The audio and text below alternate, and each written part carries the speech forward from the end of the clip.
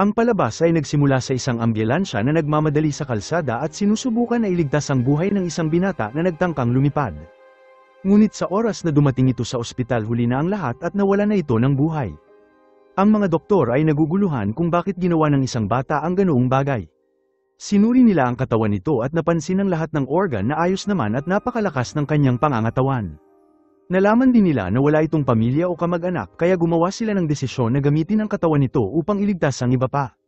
Kinuha nila ang kanyang mga organ at ibinigay ito sa mga taong nangangailangan at sa kabuuan 6 na organ ang kinuha sa kanya.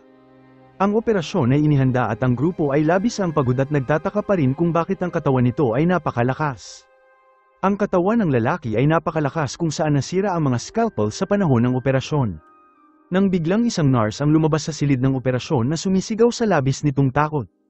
Nagmadali ang grupo at nakita ang silid na nasa kaguluhan at ang katawan ng lalaki ay naglaho sa loob at isang tattoo sa kanyang braso ay marahan na kumupas. Ang lahat ay kinilabutan sa kanilang nakita at kumbinsado sila na nasaksihan nila ang isang multo at tumakas sa silid sa labis na takot. At samantala nakilala natin ang magandang dalaga na si Minso na nagpapagaling sa ospital kasama ang kanyang ama. Nalaman natin na tanggap niya ang puso ng misteryosong binata at laking gulat ng doktor na wala itong nararamdamang sakit dahil karaniwan pagkatapos ng isang heart transplant ang katawan ay dapat mag-react o makakaramdam ng sakit ngunit sinabi ng dalaga na napakaganda ng pakiramdam nito. At dahil walang sintomas o pag-aalala mabilis siyang pinalabas ng doktor at si Minso ay labis ang tuwa at nagtungo sa isang restaurant kasama ang kanyang ama. At habang kumakain nagulat ang kanyang ama sa paglakas nitong kumain at napansin din nito ang kakaibang tattoo sa kanyang braso at sinabi nito na lumitaw ito matapos ng operasyon.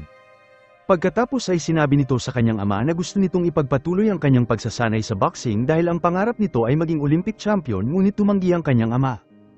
Naluha ito at pinaalala sa kanya na ang ina at lola nito ay parehong pumanaw dahil sa problema sa puso at natatakot ito na baka mangyari din ito sa kanya. Pumayag si Minso na tumigil para maiwasan masaktan ng kanyang ama at nang maglaon sinamahan nito ang kanyang ama sa kanyang boxing gym kung saan nagtuturo ito ng mga bata. Nanunood ito sa isang tabi at tila nabigo dahil hindi ito maaaring magsanay ulit. Binigyan siya ng kanyang ama ng pera para sa taxi at sinabi na umuwi muna ito mag-isa. At habang nagpapalit ng damit nakita ni Minso ang isang bata na nagsasanay ng mag-isa at nagpa siya ito na magpakita ng ilang galaw habang hindi nakatingin ang kanyang ama. Tumalon ito sa ere at sinipa ang punching bag ngunit sa kanyang gulat ang bag ay lumipad sa buong gym at nabutas sa lakas ng kanyang sipa. Mabilis nagmadali ang kanyang ama matapos na marinig ang ingay at mabilis na itinuro ang bata at sinabing siya ang gumawa nito. At sinabing ang batang yun ay magiging champion balang araw bago tuluyang umalis sa lugar. At dahil nalilito sa kanya kakayahan sinubukan ni Minso kalimutan ito at iniisip na may problema ang bag. At nang maglaon nakita nito ang ilang estudyante na naglalakad ng magkakasama at nakaramdam ito ng lungkot at nagpa siya na tumakbo upang pataasin ang kanyang kalooban. Ngunit tila may kakaibang nangyari at napagtanto nito tumatakbo siya ng mas mabilis kaysa sa motorsiklo at tinahak ang mahabang kalsada sa ilang segundo. At bukod pa nagsimula itong lumundag sa hangin na parang isang superhero at namangha sa kanyang sariling kakayahan.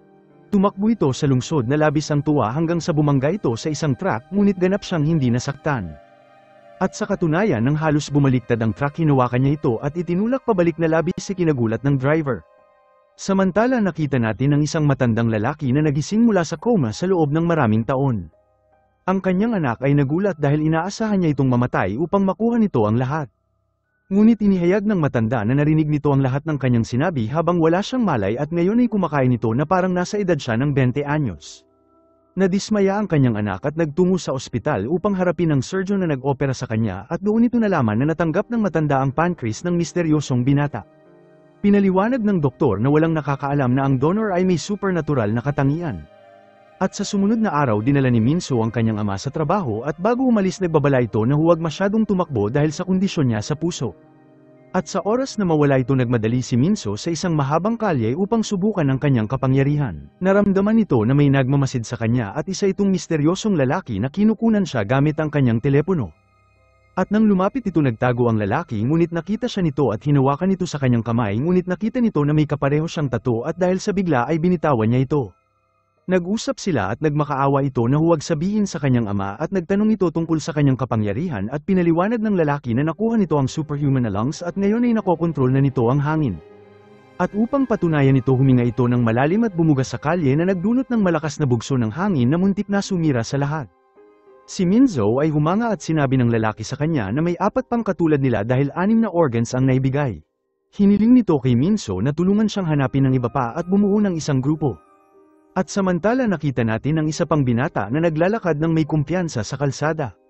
Nakuha nito ang mata ng superhuman at ngayon ay nakikita nito ang enerhiya at mga sistema sa pag-hack at nakukuha ang anumang impormasyon na gusto niya na mas mahusay pa sa isang elite na hacker. At sa pag-snap ng kanyang daliri na-access nito ang kahit ano at ginamit nito ang kakayahan niya para maging mayaman at nagsusugal at namumuhay sa pangarap niyang buhay.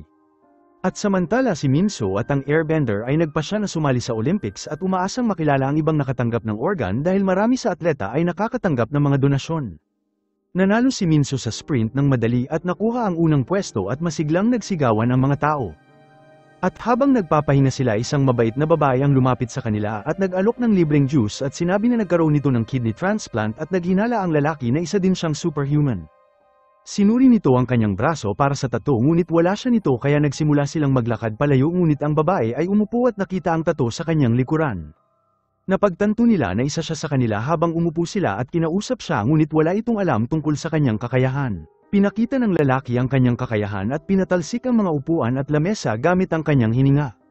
Nagulat ang babae at nagtanong si Minzo sa kanya kung may napansin ba itong pagbabago matapos ng kanyang operasyon. Nag-isip ng ilang saglit ang babae at sinabing ang kanyang balat ay naging makinis at ngayon ang lahat ay nabibighani sa kanyang ganda.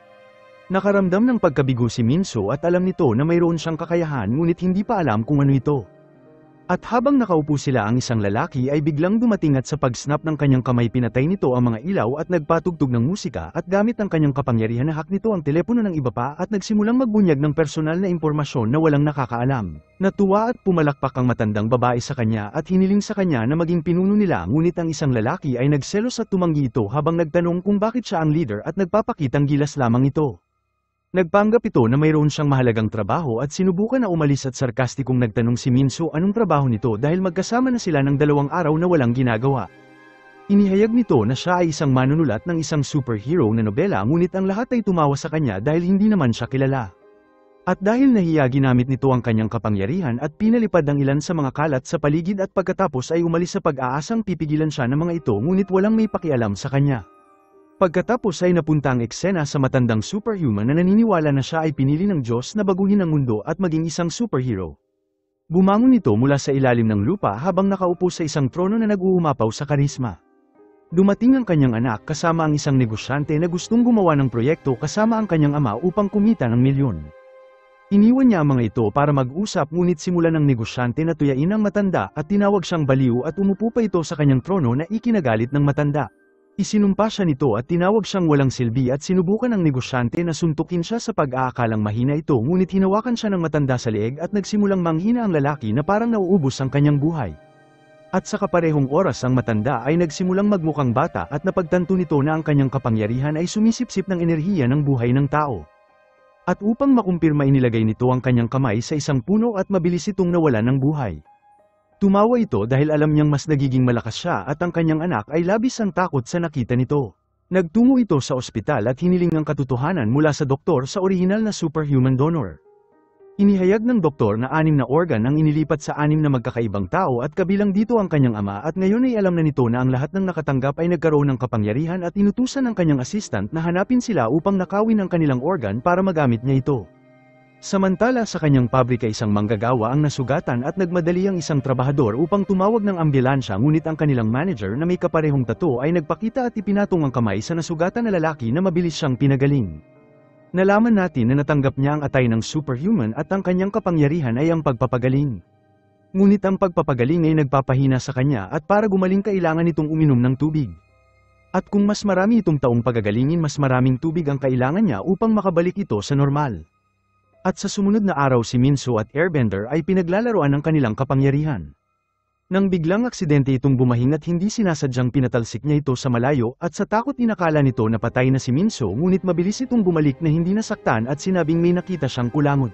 Umupo sila at nag-usap at nagtanong ito tungkol sa kanyang buhay at binahagi nito na dahil sa kanyang karamdaman hindi nito matatapos ang kanyang pag-aaral at palaging malungkot kaya naman nais nito bumuo ng team ng mga taong katulad niya. Ang Airbender na lalaki ay naantig ngunit binalaan siya na hindi lahat sa kanila ay mabait at ang iba ay nagiging masama kapag nakakakuha sila ng kapangyarihan. Tiniyak ni Minso sa kanya na protektahan niya silang lahat at itinaas nito ang kanyang kamay para makipagkamay ngunit muntik nang mabali ang kamay ng airbender sa lakas niya. Nang biglang dumating ang mabait na matanda at masayang sinabi na natuklasan na nito ang kanyang kapangyarihan. Hinawakan nito ang isang kariton ng juice at sumigaw ngunit lahat sila ay naguluhan. Nakaramdam ito ng pagkabigo at iniisip na siya ang may tato sa likod at walang tunay na kapangyarihan. Inaliw siya ni Minso at sinabing baka lumabas ito sa tamang oras nang biglang nagpadala ng mensahe ang hacker kay Minso at sinabing nasa panganib ito at kailangan niya ng tulong. Nalaman natin na nahuli ito ng isang gang na nadidismaya na sa tuwing papasok ito sa kanyang pasugalan ay palagi itong nananalo. At dahil nagalit kinidnap siya nito at dahil natatakot ginamit nito ang kanyang kapangyarihan upang ipadala ang kanyang lokasyon kay Minso. At doon dumating ang airbender at ang hacker ay kinilig at nalaman itong dumating ito dahil mayroon siyang diarrhea at nagmadali sa banyo. Dumating din si Minso at hiniling nito sa gang na pakawalan ang kaibigan nila at nagbabala na nagsanay ito ng martial arts. Ngunit tinuya siya ng gang leader at habang lumabas ang airbender sa labas ng banyo na handa nang umalis pinigilan siya ni Minso at kumuha ito ng straw sa matandang babae at inilagay sa kanyang ilong at sinabi sa kanya na bumahing. At nang ginawa niya ito ang bahing ay nagpatalsik sa gang papalayo habang kinuha nila ang hacker at sinubukan nilang tumakas ngunit ang gang ay sinundan sila. Ginamit ni Minso ang kanyang kapangyarihan upang isakay sila sa cart at nagmaneho ng buong bilis sa buong lungsod. Pakiramdam nila na para itong roller coaster habang nahack ng hacker ang traffic system at nagawang linisin ang kanilang landas. Binilisan ni Minso ang takbo na parang lumilipad sa hangin nang biglang tumawag ang kanyang ama at sa panik ay nabitawan nito ang telepono. Ang cart ay nawala sa kontrol at napunta sa maling daanan habang sinisigaw ng team ang kanyang pangalan at si Minso sa paggamit ng bawat kaunting lakas ay tumalon ng mataas sa mga gusali at pumasok sa isang tunnel na may bilis ng kidlat at nagawang pigilan ng cart sa tamang oras bago ito tumama sa isang pader. Nakaligtas sila ngunit inabutan sila ng gang habang kumuha ang airbender ng juice at ginamit ito na parang granada at ginamit ito patungo sa kanila na lumikha ng isang cover. Nakatakas ang team sa isang eskinita ngunit ang daan sa harapan ay may harang at si Minso ay hindi makahinto kaya bumangga sila sa isang restaurant. Umupo sila at umorder ng 4 na pagkain para kumain at sa labas ang airbender ay nagalit sa hacker dahil sa paggamit nito ng kanyang kapangyarihan para magnakaw ng pera ngunit ang hacker ay bumawi at inilantad ang kanyang sikreto. Sinabi nito na nagnanakaw ito ng kwento sa ibang manunulat at inilalabas ito bilang kanya habang tinuya niya ito kung siya ay nasa pwesto niya tatapusin na nito ang kanyang sariling buhay. Ikinagalit ito ng matandang babae at sumigaw ito habang sinampal ng airbender ang hacker at pinatawag nito ang kuryente at ang dalawa ay naghahanda na maglaban. Lumapit si Minso para pigilan sila at sinusubukan na ayusin ang mga bagay at sinabing sila ay isang team. Ngunit ang airbender ay sinaktan ng kanyang puso at sinabing hindi siya katulad nila at sinabing hindi dahil naaawa ito sa kanya nang ilang araw ay magpamilya na sila. Itinulak niya ito at naghanda na umatake ngunit aksidente nitong pinatalsik ang matandang babae at napatumba ito sa lupa. Lumuha ito at sumigaw na nakakaawa silang lahat pagkatapos ay umalis at nagpa siya na umalis sa grupo at ang team ay nagkanya-kanya at si Minso lamang ang naiwan na nakatayo. Bumalik ito sa bahay na puno ng damdamin dahil sa kaibuturan naghahangad ito ng mga kaibigan. At nang dumating ito nakita niya ang kanyang ama na naghihintay at nagagalit ito at nag-aalala at naghanap ito sa bawat ospital upang mahanap siya at nagtanong kung ano ginagawa nito. Ngunit lumuha si Minso at sinabing wala itong mga kaibigan at sinisisi siya nito dahil palagi itong mahigpit sa kanya at hindi siya hinahayaan lumabas katulad ng ibang dalaga sa kanyang edad. Sumigaw din ito na palagi siyang pinagsusuot nito ng relo upang bantayan ang takbo ng kanyang puso at itinali siya na parang aso sa loob ng isang hawla. Napuno ito ng emosyon at ang kanyang mga salita ay labis nakaapekto sa kanyang ama at napagtanto nito na masyado siyang protective. At sa sumunod na umaga pinakita ang anak ng matandang lalaki na nanonood ng video ni Minso na tumatakas mula sa mga gang. Napagtanto nito ang kanilang kapangyarihan at nagpa siya na hulihin sila at inutusan nito ang doktor na maghanda ng eksperimento upang kunin ang kanilang kapangyarihan. Samantala nakipagkita si Minso sa airbender at hiniling sa kanya na bumalik sa team upang mahanap nila ang masamang superhuman ngunit tumanggi ito. Sinabi nito na nagpa siya na siyang umalis sa lungsod at hindi na muling gagamitin ang kanyang kapangyarihan upang manatiling nakatago. Humiling ito ng tawad sa mga sinabi niya at pinaliwanag na hindi ito nagnanakaw ng mga kwento at sinulat niya ito kasama ang isang kaibigan ngunit pinagtaksilan siya nito at kinuha ito sa kanya. Nagpaalam sila sa isa't isa at naglakad ito palayo habang bumalik si Minso sa natitirang team at sinabi sa kanila ang malungkot na balita. Ang airbender ay opisyal na iniwan ng grupo at kasabay nito isang pagsabog ang naganap sa pabrika at ang lahat ay tumakas maliban sa isang nakulong sa loob. Sinubukan ng healer na tulungan siya ngunit hindi ito makadaan habang nagtungo ang grupo ni Minso upang tumulong. Sinubukan ni Minso na magpadala ng mensahe sa airbender ngunit hindi ito tumugon at nagpasya sila na magtungo nang wala siya. Nang biglang isa pang pagsabog ang naganap ngunit ang mga hero ay dumating sa tamang oras. Ginamit ni Minso ang kanyang kakayahan na basagin ang pinto sa isang pag-atake at sa oras na wawasakin nito ang bakal na gate dumating ang hacker at sinabing siya na ang bahala. Pinitik nito ang kanyang kamay at nahack ang security system at madaling binuksan ang gate. Ang healer ay humanga at napagtanto na lahat sila ay superpower na tao na katulad niya. Ngunit ang usok ay kumalat sa lugar at hindi makakita ang lahat at kung saan dumating ang airbender habang ang team ay masayang makita siya at kumpiyansa itong naglakad na handang tumulong. Inaasahan nilang ililigtas nito ang nakulong na trabahador ngunit naglakad ito pabalik at sinabing masyadong madilim sa loob. Sinabi ng hacker na sumunod ito sa kanyang utos ngunit sa halip na tumulong muling nakipag-away ang airbender sa kanya. At sa unang pagkakataon na wala ng matandang babae ang kanyang pasensya at sumigaw ito ng napakalakas kung saan tumahimik ang lahat at lahat sila ay sumunod sa kanya. Iginiit nito na magtulungan sila at siya at si Minso ay nagtungo sa loob na ginabayan ng hacker na sinabi sa kanila kung saan sila dadaan. At sa wakas nagawa nila iligtas ang trabahador at nagawa itong mailabas bago pa tuluyang gumuho ang lugar. Ngunit ang trabahador ay walang malay at ang kanyang buhay ay nasa panganib at ngayon ay iniligtas ito ng healer habang inilagay nito ang kanyang kamay at pinagaling siya ng matagumpay. Napagtanto ng grupo na isa rin ito sa kanila ngunit pagkatapos nito bumagsak ang healer dahil sa matinding pagod at kailangan nito ng tubig. Ang hacker ay tumakbo para kumuha ng tubig ngunit masyado itong nagtagal at ang matandang babae na nagpanik ay kinuha ang kamay ng healer habang umiiyak. Nagmakaawa ito sa airbender na tumulong nang biglang kuminang ang kanyang tattoo at naglipat ito ng enerhiya sa airbender patungo sa healer na nagpagaling sa kanya. Lahat ay nagulat at naunawaan ng lahat ang kanyang kapangyarihan at siya ang kanilang battery at link ng kanilang enerhiya. Labis ang tuwa nito at sa wakas ay nadiskubre ang kanyang tunay na kakayahan. Binuhat nila ang trabahador at sinubukan na umalis bago maulit ang pagsabog ngunit napagtanto nila na ang hacker ay hindi pa lumalabas. Sinubukan itong tumakas ngunit nang makita nito ang mga cable ng kuryente na nigas ito at isang alaala ang bumalik sa kanya at noong bata siya ay nakuryente ito. Iniwan siya ng kanyang mga kaibigan at ang mga sandaling yun ay nagbigay sa kanya ng phobia sa kuryente. Ang kanyang mata ay nasira at pagkatapos ng operasyon nakuha nito ang kanyang kakayahan ngunit ngayon ay nawala ito sa kontrol. Nag-alala ang grupo at nais na iligtas siya ngunit ang airbender ay itinaya ang kanyang buhay habang pumasok ito sa loob at pinigilan ang usok at iniligtas ang hacker bago pa ito malagutan ng hininga. Nakatakas sila bago pa mangyari ang isa pang pagsabog at nagtipon sila sa isang restaurant at nilibre sila ng healer ng pagkain at nagpapasalamat sa ginawa nila. Pinakilala nito ang kanyang sarili at ibinahagi ang kanyang kwento at naoperahan din ito katulad nila at mula noon ay may kapangyarihan na ito magpagaling. At mula sa araw na yun kung sino man sa kanila ang masusugatan ay huwag silang pupunta sa ospital dahil gagamutin sila nito ng libre. Inimungkahi ni Minso na kailangan nilang pumili ng superhero na pangalan base sa kanilang kakayahan na katulad sa mga kwento. Ang hacker ay naging si Bluetooth dahil sa kakayahan nito at si Minso ay naging si Rocket dahil sa kanyang bilis at ang matandang babae ay naging si Battery dahil sa kanyang enerhiya.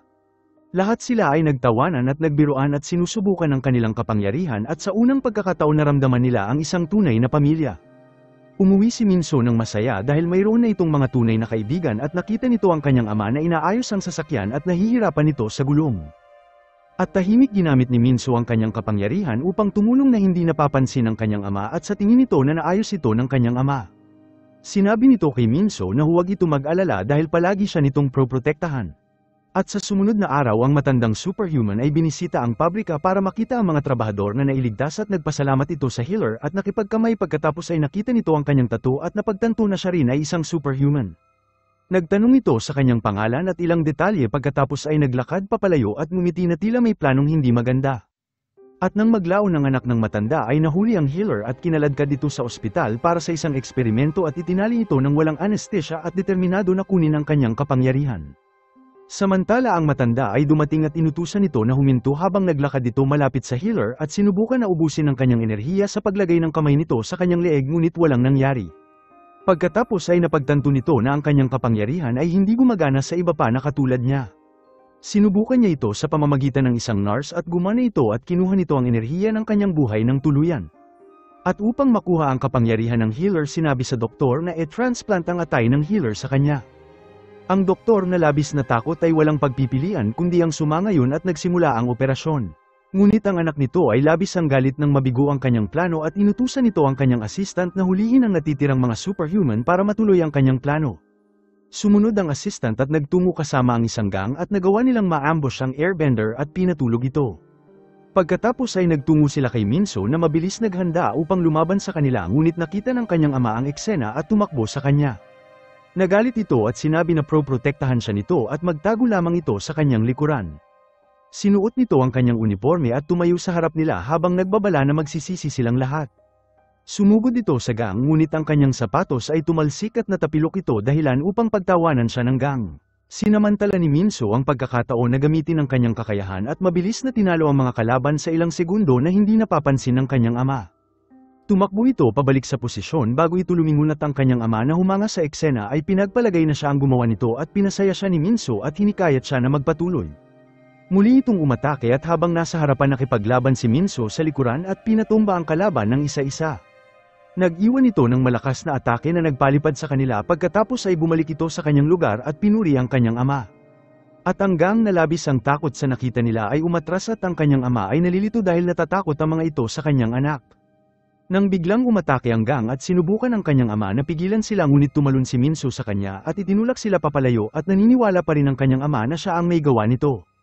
Binuhat din ni Minso ang kanyang ama at pinaikot ito sa hangin at tinalo ang buong gang at gamit ang kanyang bilis ay bumalik ito sa kanyang lugar. Ang kanyang ama ay napupuno ng pride at sinabing napakalakas nito at kung may manggugulo ulit sa kanya ay bubuntalin niya ang mga ito. Ngumiti si Minso ng matamis at nagpasalamat sa kanyang ama at sinabing siya ang pinaka-the best.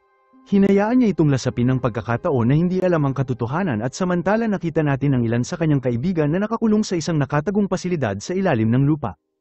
Ang anak ng matanda ang nasa likod nito at sumisigaw sa doktor na simulan ang pagsusuri sa kanila. Sinabi nito sa kanya na ang kanyang ama ay hindi nakapakipakinabang dahil matanda na ito at malapit nang mamatay ngunit ngumisi ang doktor at sinabing dapat niyang makita ito ngayon. At nang pumasok ito sa silid nagulat ito nang makita niya ang kanyang ama na naging bata at malakas habang natarante ito at hindi makapaniwala sa kanyang nakita. Nagpa siya ang kalaban na subukan ang kanyang bagong kakayahan habang tumayo sa harap ng isang salamin at sinuntok ito at nakita kung paano agad gumaling ang kanyang sugat. Labis ang tuwa nito dahil ngayon nasa kanya na ang kapangyarihan ng healer at nangako ito na kukunin ang nananatiling organ mula sa iba pa at maging pinakamalakas na lalaki sa mundo. Ang kanyang anak gayunpaman ay palihim na nagbabalak lumaban sa kanya at ipinadala nito ang kanyang assistant upang hulihin ito at pag-eksperimentuhan siya ngunit nakita ito ng kanyang ama bilang perpektong pagkakataon na subukan ang kanyang lakas. At sa isang suntok pinalipad nito ang isa sa kanila at ang lahat ay nagulat sa kanyang kapangyarihan at labis ang takot. Sinubukan nilang tumakbo ngunit hinawakan niya ang mga ito at ibinagsak sila sa lupa. At balik sa pasilidad ng hacker ay nakakulong pa rin at nais nitong gamitin ang kanyang kapangyarihan ngunit itinali nila ang kanyang mga kamay. Nakaisip ito ng isang plano habang tinanggal nito ang kanyang sapatos at ginamit ang kanyang daliri sa paa upang mabuksan ang pinto ngunit sa mga sandaling yun dumating ang mga NARS at muli siyang nahuli. At bago umalis mabilis nitong binuksan ang pinto upang pakawalan ng iba pang superhuman at nagpadala ng mensahe kay Minso na iligtas sila. Nagulat si Minso dahil lahat sila ay nasa panganib habang nagmadali ito lumabas ngunit nakita siya ng kanyang ama at sinabing matagal na nitong alam ang lahat at alam talaga niyang may kakaiba sa kanyang anak. Niyakap niya ito ng mahigpit sa pag-aakalang mahina ito at inapi habang naging emosyonal ito at sinabing natuto ito magboxing para ipagtanggol ang kanyang sarili at nangako na proprotektahan niya ito palagi. Napagtanto ni Minso na nabubuhay ito sa sarili niyang maliit na mundo at nagpa siya na gamitin ito para sa kanyang kalamangan. Nagsinungaling ito at sinabing kinuha ng mga bully ang kanyang kaibigan habang labis ang galit ng kanyang ama at sinabing sasama ito sa kanya at sumakay sila sa sasakyan at nagmadali upang iligtas silang lahat. Samantala ang doktor ay naghanda na oprahan ng hacker at planong ilipat ang kanyang cornea sa kalaban. Umiyak ang hacker at nagmakaawa na kunin na lang ang kanyang buhay ngunit huwag kunin ang kanyang paningin ngunit walang may pakialam sa kanya. Ang operasyon ay nagsimula ngunit ang hacker ay nagising sa gitna ng operasyon kaya nagawa lamang nila makuha ang isang cornea. Ang kalaban na natuwa kahit isa lang ang nakuha niya ay nagsimula agad itong gamitin at napagtanto nito na nakokontrol niya ang enerhiya at mga aparato. Nagising ang hacker na may bendahe sa kanyang mata at sa sakit at sa tabi nito ang healer na ngayon ay tumanda na at ipinaliwanag sa kanya ang lahat. Sinabi nito na kinuha ng kalaban ang kanyang kapangyarihan at inubos ang kanyang enerhiya at ngayon ay mahina na. Ginamit nito ang natitirang lakas niya upang subukan na gamutin ang mata ng hacker pagkatapos ay nawala ng malay. At nang maglaon ng kalaban ay nagdaos ng isang pagpupulong para sa kanyang mga tagasunod na nakaupo sa trono. At nang makita nila ito hindi nila ito nakilala dahil sa bata nitong itsura at pinagpalagay nila na isa itong scammer. At upang patunayan ang kanyang sarili lumipad ito at tumalon ng mataas at binasag ang pader gamit ang kanyang kamay. Ngunit sa halip na mapabilib niya ang mga ito labis ang takot ng mga tao pagkatapos ay nagbago ito ng taktika. Lumapit ito sa isang paralisadong lalaki at pinagaling niya ito dahilan upang makalakad ulit ito. Pagkatapos ay lumapit ito sa bata na may sakit at sinipsip nito ang kanyang sakit. At sa wakas isang lalaki na may malubhang sunog ang hinamon siya habang kinuha ng kalaban ng pinsala nito na napunta sa kanyang sariling katawan ngunit uminom ito ng tubig at nawala ang mga sunog sa balat. Sinigaw ng mga tao ang kanyang pangalan at kumbinsado sa kanyang kadakilaan. At doon dumating si Minso at ang kanyang ama at mabilis silang naramdaman ng kalaban at nagkunwaring binati sila at umarte na naroon ito upang makita ang kanyang ama. Ngunit sa katotohanan plano nitong kunin ang kanyang enerhiya habang nakita ni Minso ang tato at napagtanto na siya ang masamang superhuman. Inatake niya ito ng malakas at binali ang kanyang braso ngunit mahinahon nitong uminom ng tubig at ginamit ang kapangyarihan ng healer. Labis ang galit nito at sinabi kay Minso na pagsisisihan niya ito at sinabi na ibigay nito ang kanyang puso o kukunin niya ito mismo. At ang kanyang ama na napagtanto na ito ang bully ay nakialam upang protektahan siya at inilabas ang kanyang uniforme na handa na siyang tapusin ngunit pinigilan siya ni Minso at nagbabala na hindi niya ito matatalo. Nang biglang dumating ang matandang babae at ang airbender na nakatakas at masaya sila na makita si Minso at sinugurado sa kanila na ayos lamang siya. Ipinakilala nila ang kanilang sarili sa kanyang ama bilang mga kaibigan niya habang mas lalong nagalit ang kalaban dahil hindi siya pinapansin at inihayag nito na nasa kanya na ang kapangyarihan upang makuha ang kakayahan ng lahat at ibig sabihin na sa kanya na ang kakayahan ng healer at ng hacker. Napagtanto ng grupo ang panganib dahil taglay na nito ang dalawa sa kakayahan ng kanilang kasama. Ang ama ni Minso na hindi pa rin kilala kung sino ang kalaban nila ay sumugod sa kanya ngunit itinapon siya nito na parang basahan at nagmadali si Minso upang iligtas siya dahilan upang mawalan nito ng malay. Ang kalaban ay lumitaw sa kanyang likuran at inihagis siya at napagtanto ni Minso na mabilis itong gumalaw katulad niya. Nagpa siya ito na tapusin ang laban at napunta sila sa isang brutal na labanan at ang kanilang kapangyarihan ay halos masira ang buong lugar. Pinatalsik siya ni Minso sa hangin ngunit napigilan ito ang kanyang sunod na pag-atake at inihagis siya sa isang pader ngunit tumanggi pa rin ito na sumuko at muli itong pinalipad. Na-corner niya ito at nagtanong kung ano ang makukuha niya sa ginagawa niya at pagkatapos ay sinuntok ito ng paulit-ulit ngunit sa kanyang gulat ginamit nito ang kakayahan ng healer upang ibalik ang kanyang sarili sa gitna ng laban. Hinawakan nito ang kanyang binti at inihagis ito sa hangin at muling ibinagsak sa lupa. Lumapit ito sa kanya upang tapusin ang laban nang biglang hinawakan ng airbender ang kamay ng matandang babae at hiniling sa kanya na palakasin ang enerhiya nito. Naglabas ito ng malakas na bugso ng hangin sa kalaban na nagpalipad sa kanya at nagbigay ng oras sa kanila. Nakita ng matandang babae ang sandali at hinawakan nito ang kamay ni Minso at nagpadala ng enerhiya sa kanya. Ngunit ginamit ng kalaban ang kapangyarihan ng hacker at pinatay nito ang mga ilaw at nawala at lumitaw ito sa likuran nila at inatake si Minso na nagpalipad sa kanya. Tinalo nito ang airbender sa isang pagpitik ng kamay at pinabagsak siya sa lupa at ayaw na munang tapusin ang mga ito dahil balak nitong kunin ang enerhiya ng buhay nila. Lumapit ito sa matandang babae at nang inig ito sa takot sa pag-aakalang tatapusin na nito ang kanyang buhay ngunit napagtanto nito na siya ang Link na may kakayahan ilipat ang kapangyarihan ng iba kahit walang operasyon kaya natakot ang kalaban sa kanya. Nagpasya ito na mula ngayon ay gagamitin niya ito para sa kanyang sarili at nagbantay ito sa kanya na gawin ito ang gusto niya o papatayin nito ang mga kaibigan niya sa harap mismo ng kanyang mata. Nang biglang dumating ang hacker at ang healer at gamit ang kanyang isang mata ginulo ng hacker ang kalaban at umatake si Minso mula sa likuran gamit ang isang malakas na suntok na nagpatalsik sa kanya sa trono. Muling nagsama-sama ang mga hero at kinuha ng mabait na babae ang kanilang kamay at nagpadala ng enerhiya sa healer at pinagaling nito ang airbender na bumangon at hinarap ang kalaban. Pinagsama nito ang kanyang lakas at kay Minso at naglabas ng hangin upang ipadala ito sa hangin patungo sa kalaban at kinaladkad ito patungo sa pader. Ang kanyang mga kaibigan ay nagmadali na tumulong at bawat isa ay humawak sa kamay ng matandang babae upang magbahagi ng enerhiya. At magkakasama ibinaba nila ang kisame sa itaas ng kalaban at nagdiwang sila sa paniniwalang natalo na nila ito.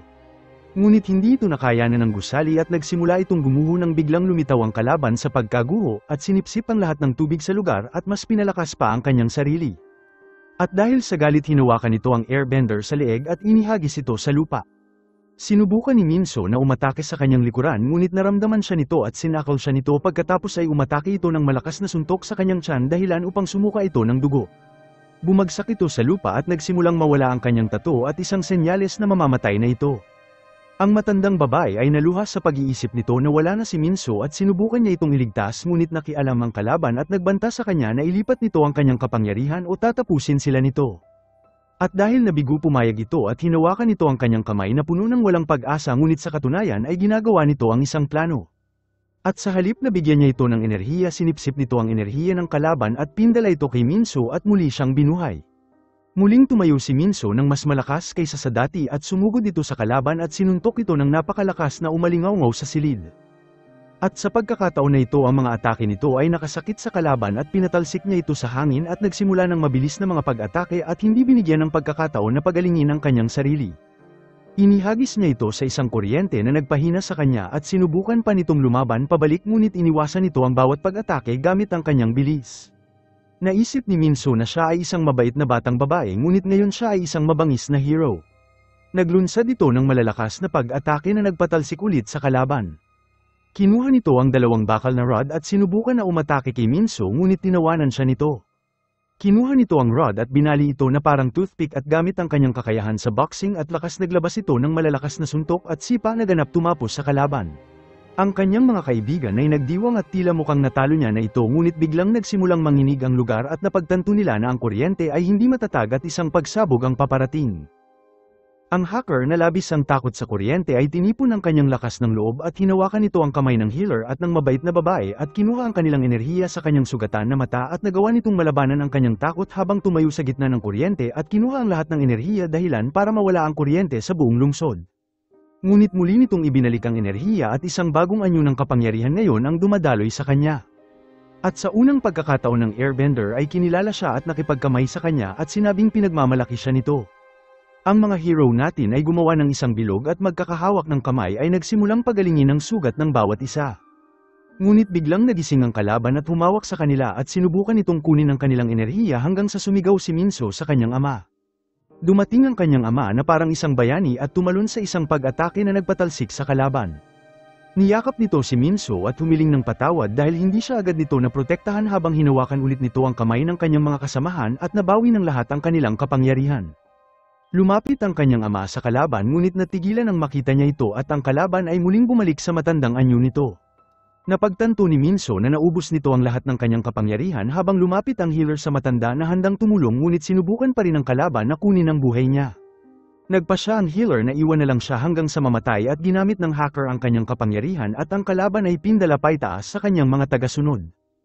Ang lahat ay muling nagulat nang makita ang kanyang totoong anyo na mahina at walang kapangyarihan.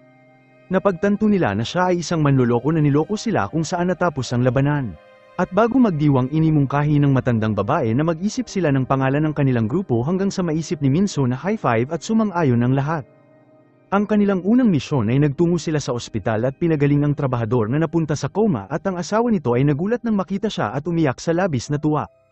Ngumiti ang healer at ang mga hero ay nagpasya na mananatili silang magkakaibigan magpakailanman at labanan ng masasamang impluwensya sa mundo at dito nagtatapos ang unang yugto ng kwento. Salamat mga idol ko, love you.